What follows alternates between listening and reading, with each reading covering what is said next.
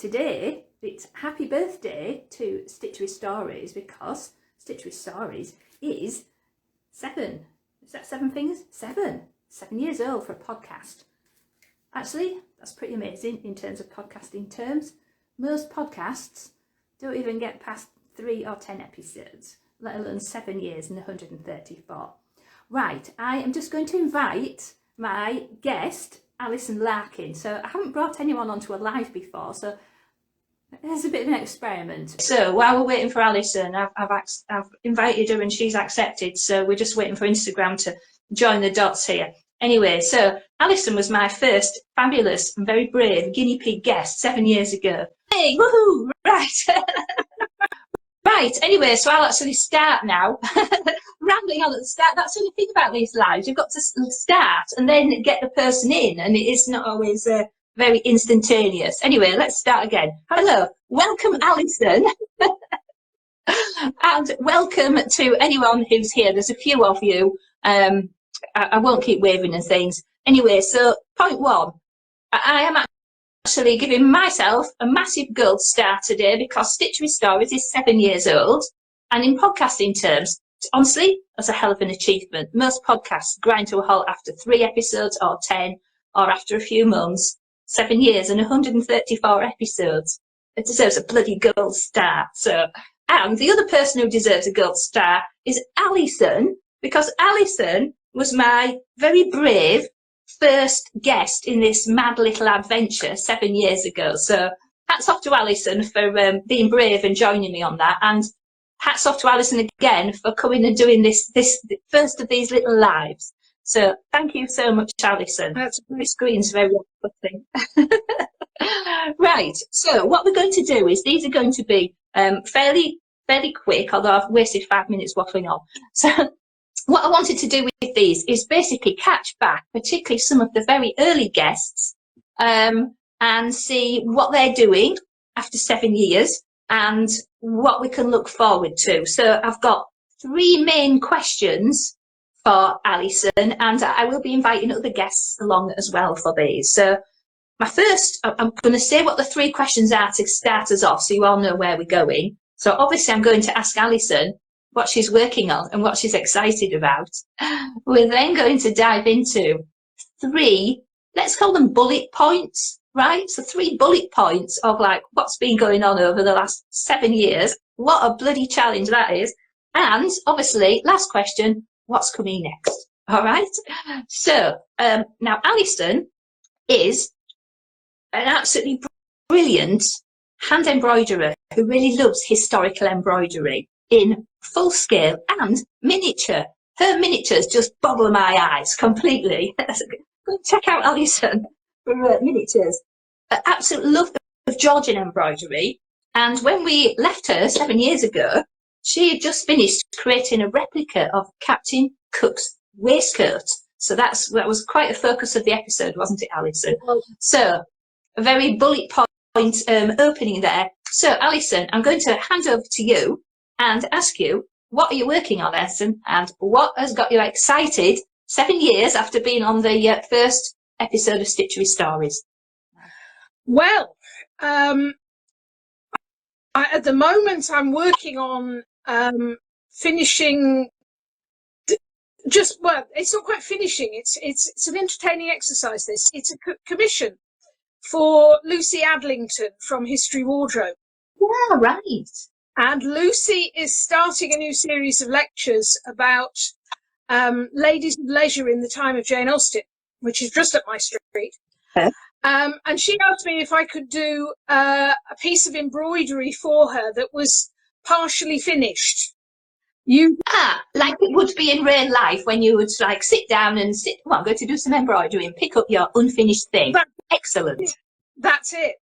So what we were looking at patterns from the Ladies Magazine and other things, and eventually we settled on a muff pattern.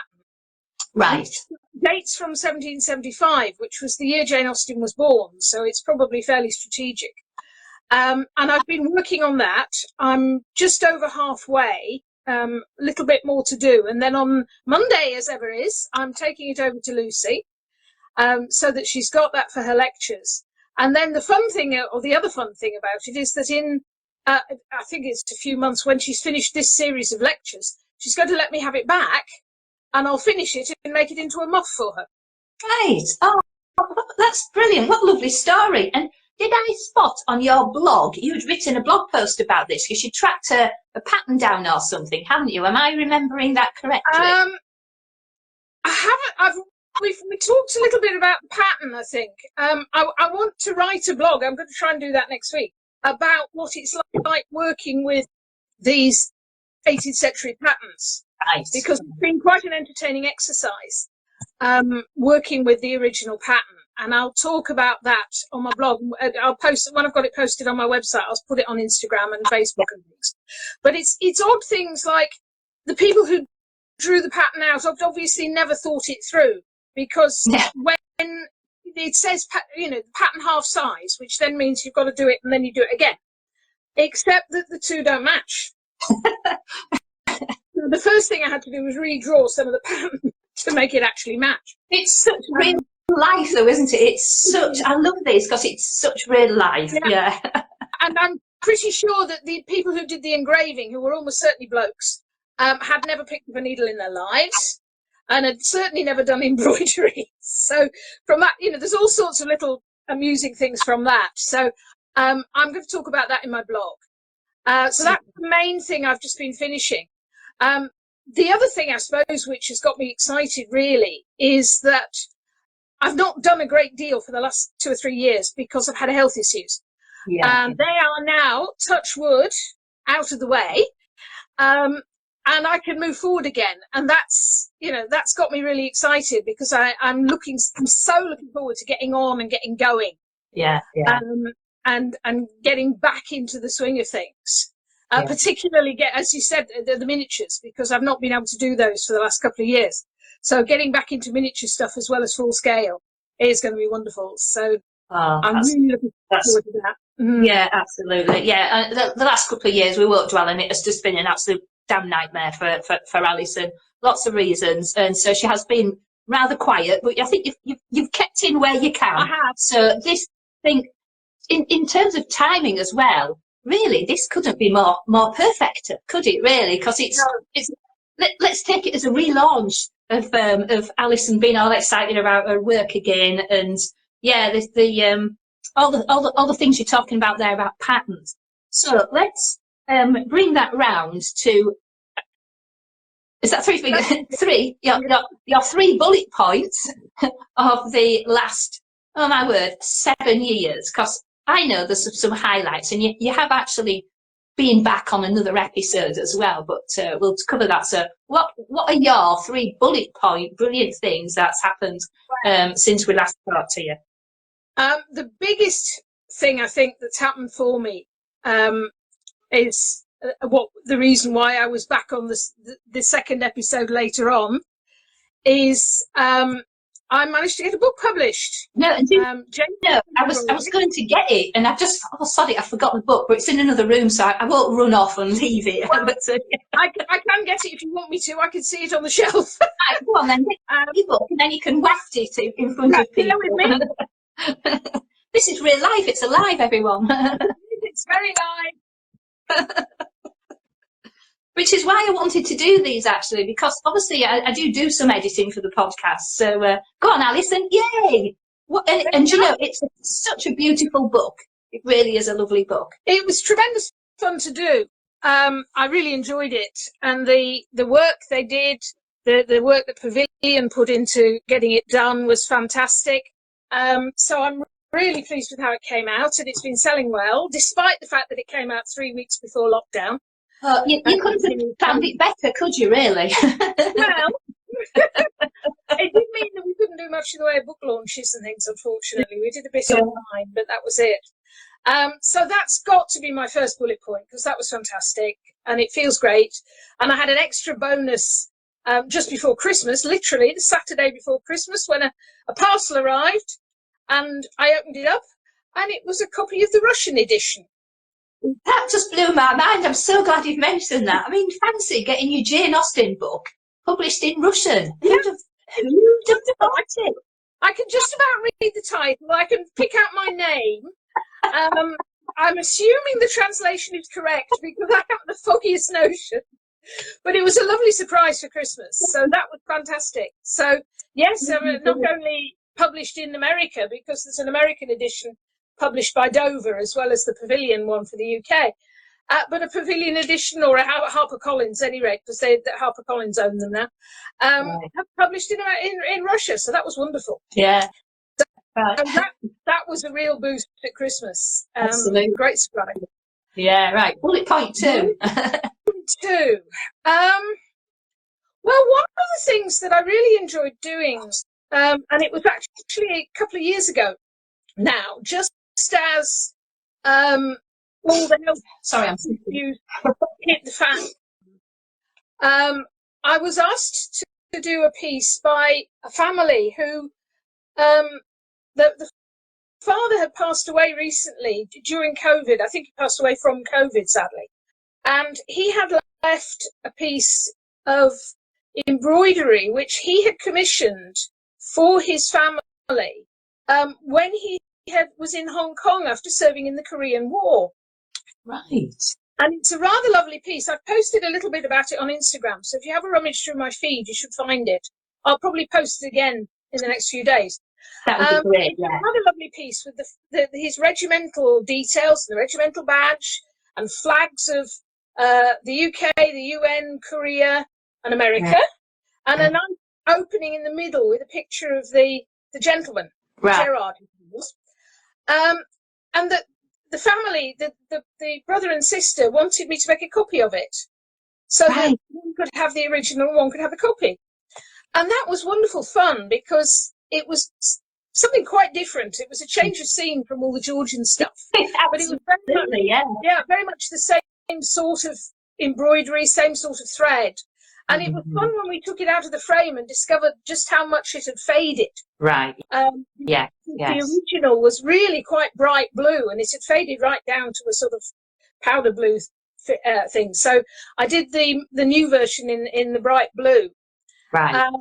And that was great. That was quite a highlight because it gave me something to focus on at a time when really the health issues were beginning to take off and things were not good. Yeah. And it was something lovely to focus on. It went down very well, and the family loved it, which was always a good start. It is beautiful. I've been following the progress of that, and it really is lovely. So that would be brilliant, Alison, if you could repost some of these things that we're talking about. Yeah, would be really. They gave me full permission to post about it and things, so that's fine. And I suppose the other thing, really, I mean, I've talked about Lucy's muff, which I'm working on. The other thing really was being at the Threads Festival weeks ago at Sunnybank Mills. That was wonderful fun. They were kind enough to let me have a stand to demonstrate Georgian embroidery and sell books and kits. And it was wonderful fun. It's the first time I've done a show like that. And it was a bit of an experiment. Thank you. I'm getting lots of gold stars today. Very well. I'm very generous today with my gold stars. It's something I thought about doing, but really other things had made it difficult, shall we say, beforehand. But this time I thought, come on, get on with it, have a go. So I did. And, it was wonderful. I spoke to so many people. There was, people bought the book. Some people brought their copy of the book. So they'd already bought it. Could I sign it? Yeah. I was talking to loads and loads of people, and I even managed to sell a few kits and copies of the book and things like that, which was great. So that was really fun. So I've enjoyed very much doing that, and I'm also hoping to do a Christmas craft fair in November, end of November. It's at the Quaker Tapestry Museum in Kendal. Right. A couple of days. What a lovely place. Yeah. Glorious thought, because that gives me a good chance to go back and have a look at the Quaker tapestry, which any excuse for that is great. So that'll be lovely, and it'll be super to do that. The only snag is between now and then I've got to come up with some Christmas kits. but I've got some hot days today. You've got a dress on. I know, it's so warm, it's glorious here. So, you know, I think, I mean, I suppose I snuck in 4 bullet points, really, but I'm thinking about them up as well. So those have been the highlights of certainly the last 3 or 4 years. Yeah. And it's all hands to the pump. I'm heading off into somewhere. You know, it's a bit like one of those things. I'm heading for the top. Which way is up? Oh dear. Well, do you know what, Alison? That's at work. it's really brilliant to hear those points. And obviously, Alison's a good friend of mine, so I know a lot of the backstory. And believe me, we've just skated over the top of that. But let's, hats off to Alison for those 3 bullet points, which are really great. And so then, really, what's coming next? Now, you mentioned about Austen. It's Jane Austen's, is it 250? I think you said next year, something like that. I'm not really into that, but so hopefully you're going to springboard off that, aren't you, and get things going as well, perhaps. I hope so, yes. I mean, I mentioned earlier she was born in 1775, so next year is her 250th birthday. And so I know that there are a number of events planned there, and I'm involved in a couple of Jane Austen festival weeks that are being done by Strictly Jane Austen Tours. In Bath next year, one in April and one in October. And I'm doing a workshop on Georgian embroidery for both of those. And my co-author, Jenny Batchelor, who's an English literature professor at York, she's doing a lecture about Jane Austen and things like that as well. So we're both involved in those 2. And it's really a case of I'm available, I am free. If anybody wants to get in touch to do something, I would love to. Otherwise, I mentioned this thing at Kendal. I've got that to work towards. And I need to put some time in there. I've also done quite a bit for the Threads Festival on kits, so I'm going to be plugging those a little bit more. Cool. Hopefully over the summer, putting them on Instagram and Facebook and things. And the other thing I really want to have a go at is get back into the miniatures. I managed to establish recently that I can still stitch tiny, which was a relief because I was concerned that that was one of the things that had gone by the wayside. I have one tiny hurdle to go to get over, which is a cataract operation on my right eye. Having had the left eye done, I've now got to have the other one done. And once that's out the way, which is a week or 2, then I can go full steam ahead on kits, miniatures, putting together whatever I can, really. I'm also thinking I might start doing some more courses. I haven't done much the way face-to-face stuff recently, because none of us have since COVID, really. I mean, it hasn't really picked up since then. But I did start trying to do a little bit of online stuff, and I'm looking towards that. And one idea I've had to work on, which I'm still nerdling it in the back of my mind, but I've got to work on this. One of the things that a lot of people have said when I've been doing demonstrations or doing workshops is the one thing that scares everybody is satin stitch. Now, that's a tricky one if you're into Georgian embroidery, because they love satin stitch. It's everywhere, isn't it? So if you're not sure about satin stitch, it can be a little unnerving.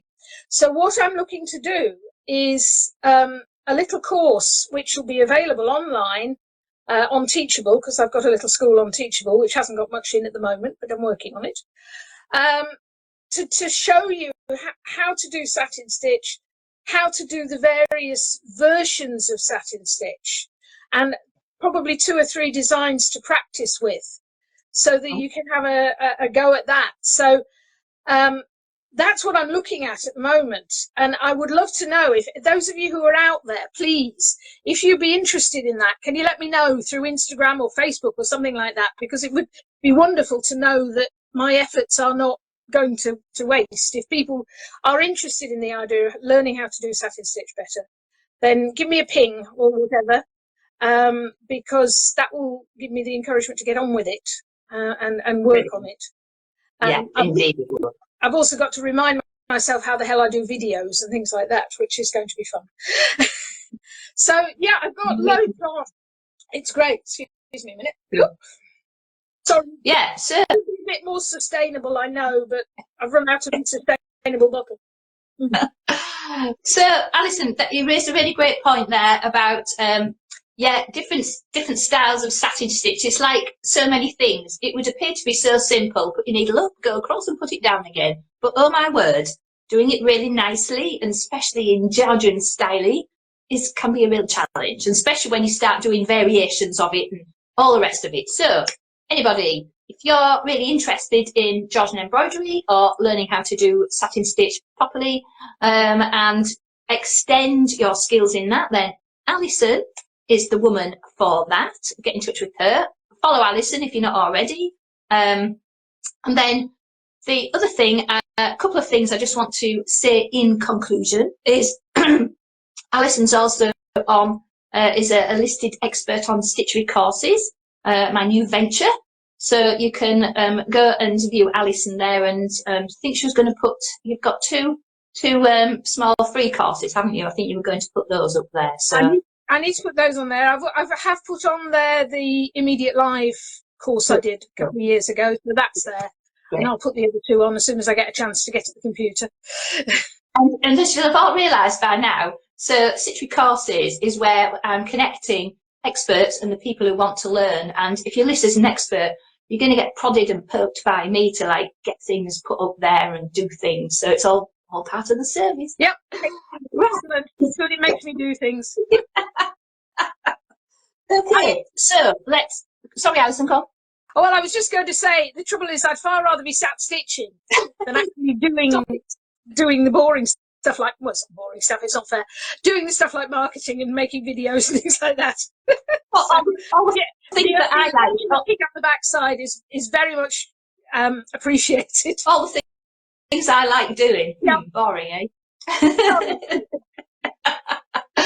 Right. So, in conclusion, then to wrap this up, obviously, really great, Alison, to hear your updates, your bullet points, and what you're looking for next. So, really, next year is going to be a really great year for you as well. It should be. So, and I hope. Yeah, thank you for people who are posting messages. I'm struggling to like see them, concentrate, etc. But any posts or messages or waves are always very, very gratefully received. It's just difficult to coordinate ourselves at the time. And just on that point there, so if you are one of those people who've been listening to Stitchery Stories for a while, can I ask a really massive favour? Would you like to write a review? I haven't had any reviews for like a year or something, because I haven't been asking for them. So I'm asking now. I'm being brave. I'm giving myself a gold star for asking. If you like Stitchery Stories, would you like to leave Stitchery Stories a review? You can do that if you go onto my link in bio. There's a link there where you can go through into reviews. It says write a review. You can click on there and it'll give you the links of places that your phone will connect to, right? Or you can always go to the Facebook page and put a review on there as well. So anywhere you can find me where you can write a review, I'd really absolutely bloody love that. That would be fantastic. Thank you. And the other thing you can do, again, I'm really rubbish at asking, is you can also donate and buy me a coffee, because as much as everybody likes to think, these things are not free either. It does actually cost me a lot of time and money keeping this going, because I've now got to host it as well. So that was just two little things. A review would be amazing. Go onto my link in bio.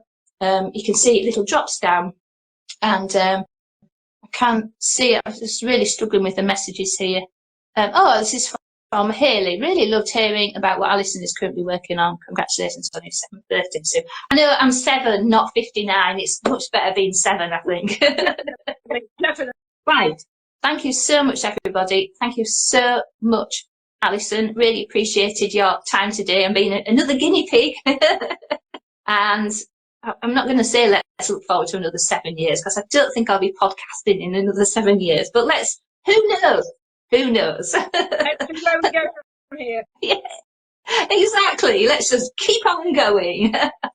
Thank you, Alison. Thank you, everybody. And I'm now going to hit the cross and say goodbye. Bye, everybody. Cheers, Ali. Thanks.